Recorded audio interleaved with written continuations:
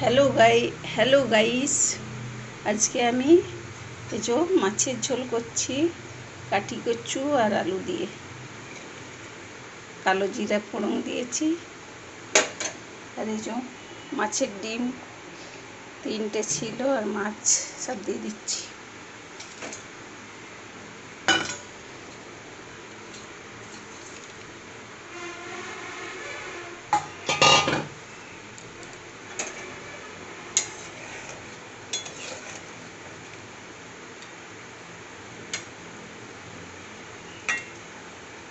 মাখা মাখা হবে, ঝোল না মাখা মাখা।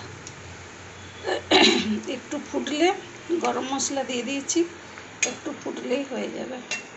মাছটা একটু ফুটলে আমার রেডি হয়ে যাবে। আমার ভিডিও ভালো লাগলে লাইক শেয়ার কমেন্ট, আর সবাই সুস্থ থাকবেন, ভালো থাকবেন। নমস্কার।